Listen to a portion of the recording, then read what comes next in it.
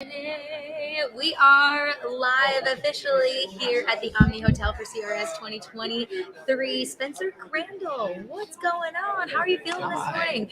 My name's Kirsty Krause, and we also have Mr. C.J. Garten. Thank you. What's up, y'all? Yes. How's everything going? This is your first It's CRS? great. This is your second? I would say, yeah, I think first or second. I can't remember if I did like the full thing last year. This is kind of my first real one. So it's great to be here. It's great to be here with y'all. Thanks for having me. Love it. So October, you dropped your fourth studio album. Mm-hmm. Like, that's a big, releasing one album is a big deal. Yeah. Saying that you have 4 under your belt is amazing. Let's back up. We're celebrating so much music. Let's back up to when did you decide you were going to be an artist? It's a great question. When were you like, I'm going to be someday at CRS releasing, having released 4 albums? Sure. So my story is a little different, I think, than a lot of people. I went to go play college football. I got 2 shoulder surgeries. All my doctors were like, stop hitting really big guys at full speeds. That's a terrible idea. They're like, please stop. But it's still fun. It was so fun. I had the most fun, and then it was my dream, it was my identity, and then I had no idea what to do with my life. So I'm in my dorm room, and I pick up a guitar that I stole from my little brother when I went to college. And I started learning chords and then covers, and then I fell in love with writing music. And I always saw the internet as this thing. It was like early, Twitter and Instagram and Facebook. And I just started posting cover songs. I would say, hey, tag 2 friends. And I built a little bit of a following. People would ask me when I'm coming to town. I said, what is town? What is the town that you speak of? They said it was Nashville.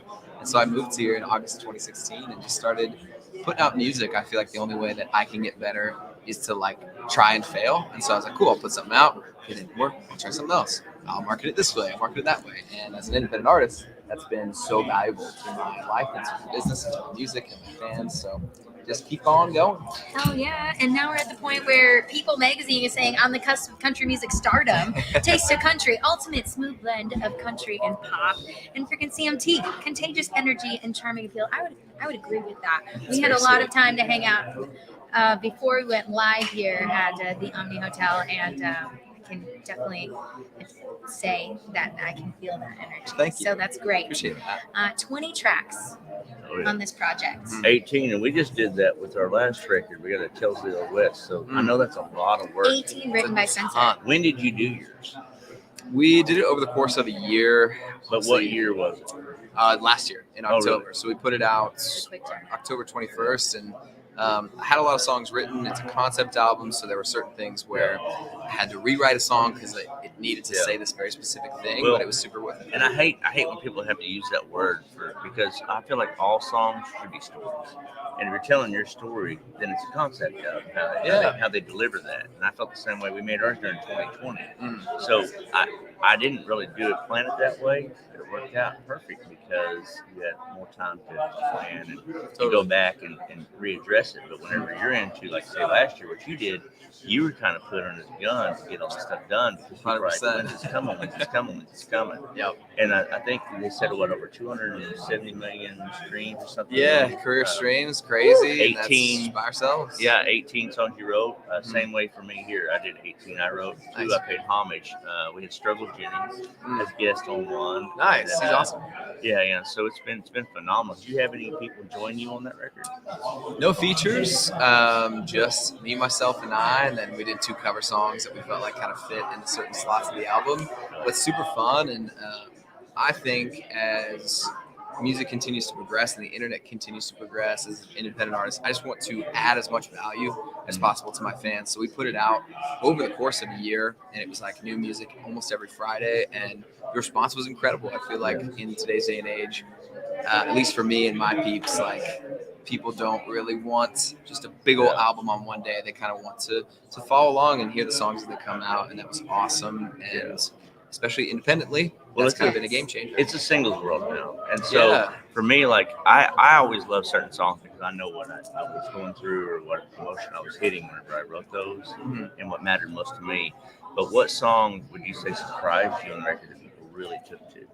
Yeah, it's a great question. There's a song called Didn't Do, the hook being rather regret what I did than what I didn't do. And I feel like a lot of people have taken that as kind of like a life anthem. I have people showing up to shows and they got it tattooed, or they got it, with their their spouse or their kids, and they're wearing T-shirts. And so that wasn't like one of the songs I just necessarily like, oh, that would be the song, and the internet finds something and it just runs with it. And so it's been really kind of a humbling, cool, surreal experience.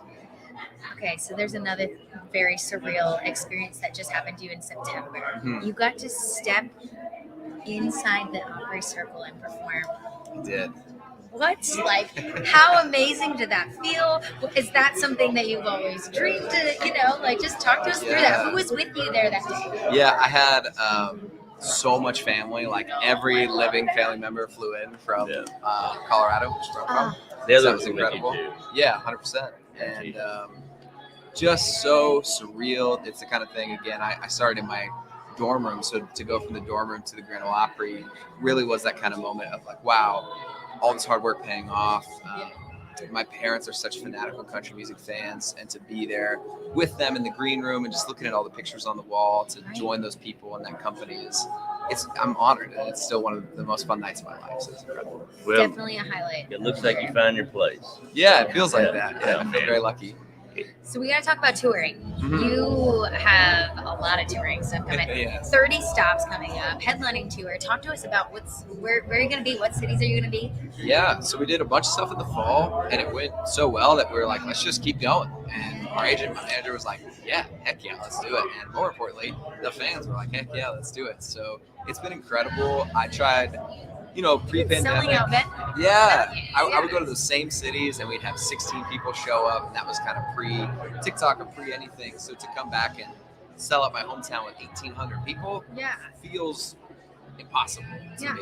And that's not just like a talking point. That's actually insane to me, and I don't take that for granted. It's really, and some with over 12,000 tickets sold. I mean, that's as an independent artist and somebody that is just having their music spread so far, and seeing that, and seeing then now that translates to tickets being sold, people coming out to concerts.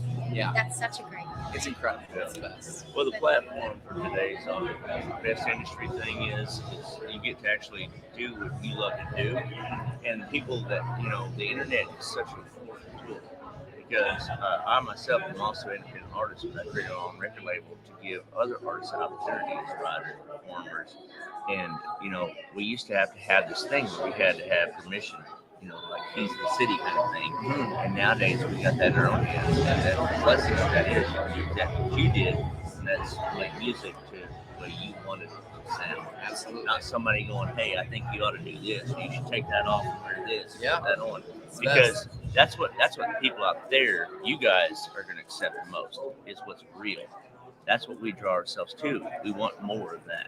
Yeah, I think we're starved for authenticity in a world where it feels like so much of it is political, or what I'm talking about the music industry. Like, it feels like, why does so-and-so get this or whatever, right? We all feel that way. But the reality is there's this new thing that cuts out all the middlemen called the internet, and it gives people like myself a once-in-a-lifetime opportunity to find my people. And the fact that they're willing to buy a ticket, actually stream the music, and support me is really, really cool. And I feel like I have the best fans in the world. So yeah, and this is all depicted on the Western album. So you need to go check it out. It is title, by the way. Thank you. 20 tracks on this project, 18 written by Spencer Crandall right here. We're so excited for you. There's so much more. Forbes says leaves a mark on the listener. And so you guys must go and check the new album out. That would be fantastic. And on behalf of the Backstage Pass, thanks for hopping in and joining us here at CRS at the Omni. We certainly appreciate it. There's many interviews coming up for the day, and we are live on Twitter, Facebook, and YouTube, presented by the Bangtail Whiskey. Feel free to follow along as we continue with the interviews. Spencer Crandall here, guys. Yay! Guys, y'all are amazing. Spencer Crandall, and don't forget Kirsty Krause, Brandon Morrell, Backstage Pass. I'm CJ Garten. Over and out. We'll see y'all in the next round.